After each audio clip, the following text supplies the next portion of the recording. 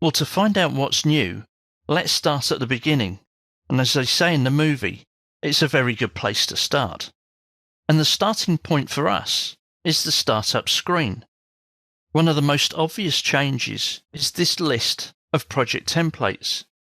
If I go to the application button and click on options, and then file locations, you'll see that we now have a list of templates. We can have up to 5 that display in the startup screen. Each user can reorder them, so they can have their most popular one at the top of the list. This may not seem like a great improvement, but it does mean, especially where you're working with multiple project templates, that you've got access to the ones that you use regularly. The next change is under Families. It's a link to Autodesk Seek. It opens a web browser and takes you directly to the Seek website. Resources have changed slightly as well. We've got links to what's new, to help. We've also got Exchange apps. Again, this opens a web browser, and the web browser takes us to the Autodesk's Apps Exchange. You can download free apps or purchase them. You also have the ability to access the Wiki Help community, so back to the internet.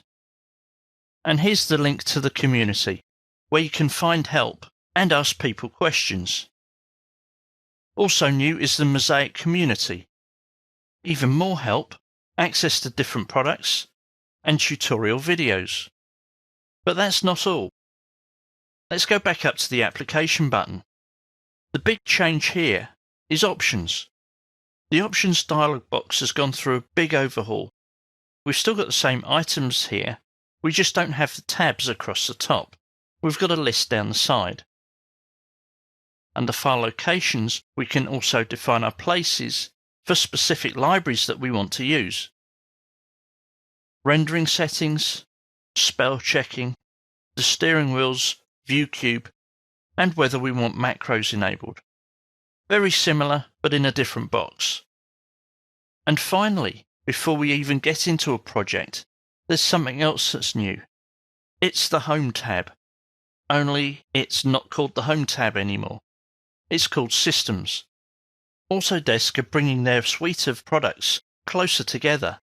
And this interface is the interface for Autodesk Revit, which is part of the Building Design Suite.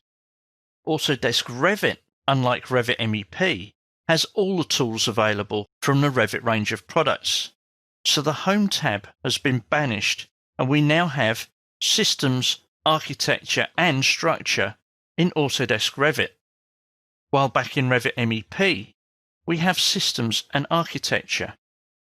If you do end up with the Building Design Suite, but your primary focus is on Revit MEP, you'll probably find the Systems tab comes second on your first install. You can move these tabs around. If I select the tab, press and hold my Control key, and then drag the tab, I can drag it to another position. So if Architecture is more important, then it can come first. Whilst I think that Systems coming at the front of the queue is much better.